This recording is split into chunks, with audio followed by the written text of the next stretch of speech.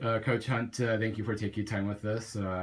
Your first scrimmage as the new head coach, even though you decided to do this interview in Dr. Dunphy's office. What are your initial impressions of the scrimmage? Did it go as you liked it? How do you determine success on a scrimmage like the one that you played against Hawaii? Yeah, that's a really good question. Uh, I I don't expect much. I told the guys right before we played, um, we're evaluating their effort, how well we compete. We're not going to be perfect, but we're going to compete on every play, and I thought they competed hard.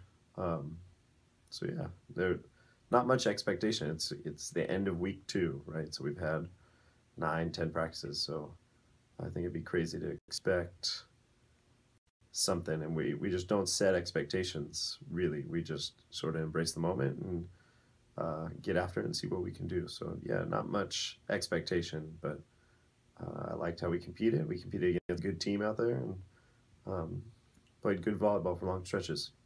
How do these scrimmages come about? Obviously, there's a limit to the amount of teams that you could play against, but Yeah. yeah, how did you and Hawaii connect, and are you guys going to play any other teams during the fall? Yeah, we played Santa Barbara last weekend. We play Hawaii this weekend. We're going to go to Las Vegas and play BYU. And mainly it's just we get to know the coaching staffs of the other teams. We respect the other coaching staffs and we meet up with them and sort of make some deals. We get 4 dates in the fall to play matches. So we can play as many matches on one day as we want, as long as it's just 4 days. So usually it's just handshake deals and call people up and hey, here's our schedule. What's yours look like, and go from there. The BYU match might be a neutral site, but I imagine that they would have quite a support in Las Vegas, having a couple local kids that on their team. Yeah. And we've done that for a few years now, and the people in Las Vegas do a really good job of building the event and getting it going.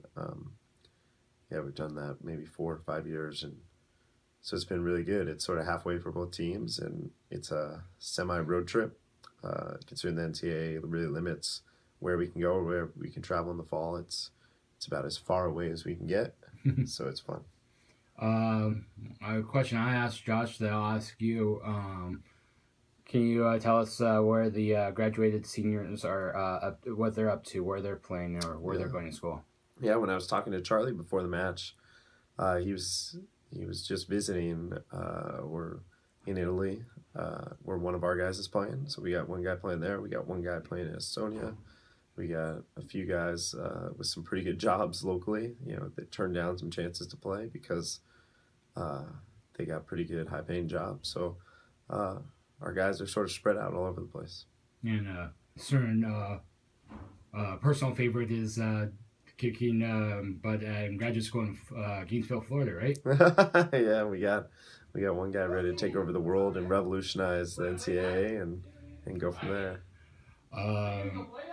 The I wouldn't say issue, but the position that seemed to have your coaching staff last year struggle to solve was at the setter position. You went back and forth between two setters.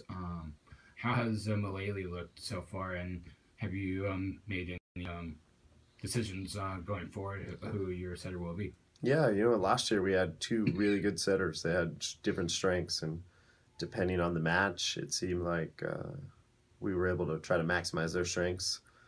Rob's our one returning setter. We also have John Minsberg, who's a freshman who's learning every day and picking up our offense and what we're trying to do. And it's great just to have both those guys in the gym right now.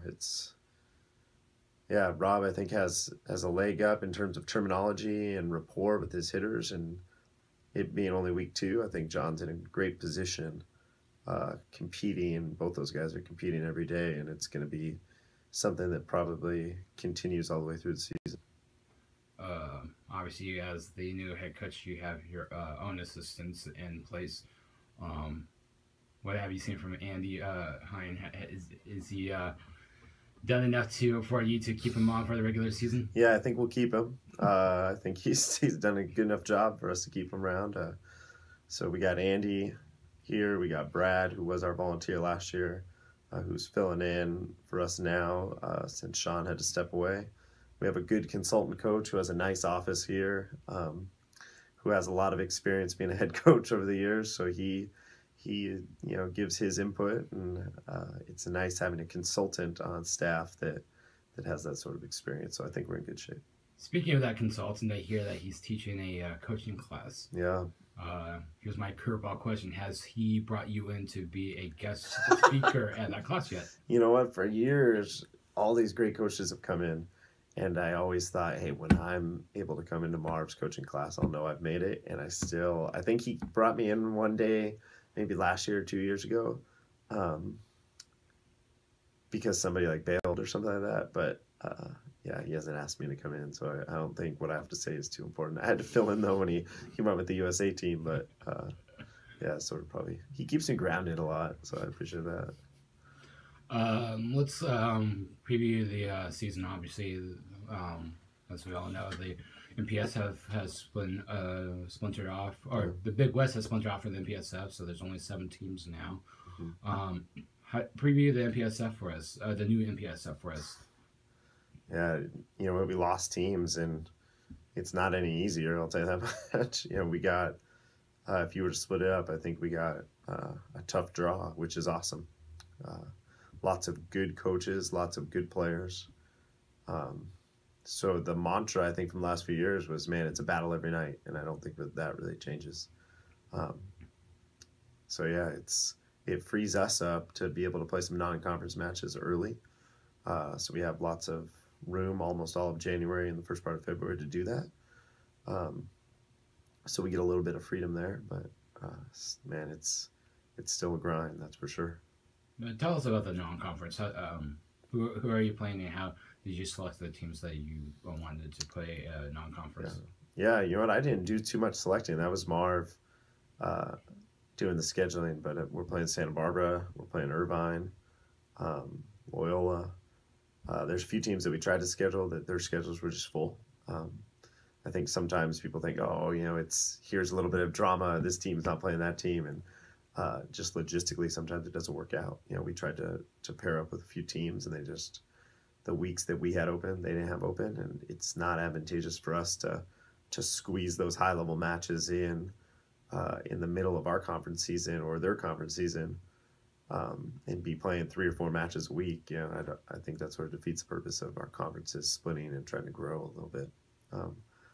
So yeah, there's not too much drama behind it. I think every coach that we've dealt with has been good in terms of trying to make things work, and sometimes it just doesn't happen. But we're fortunate that we'll get to play a lot of good teams and get to test ourselves again. I'm really intrigued with the changes of the MPSF. How is the championship tournament going to be scheduled? Obviously, it's probably going to be a little bit different from years past.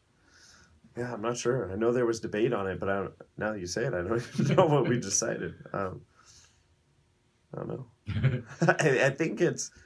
Yeah, I'm not even sure. So that's probably a good question for later. I'm probably failing my first question as a head coach.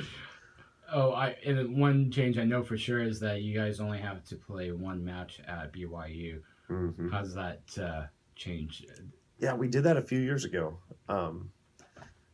A few years ago, we decided, hey, we're going to, I think when Cal Baptist came in the league, we're going to do home and away with them. And, it doesn't really change, what we're doing. We still got to play them. We still got to play them twice. It's just like our conference tournament. We're going to play wherever they tell us to and whenever they tell us to. So if we're lucky enough to get to the conference final, we're going to play it on whatever day it's scheduled.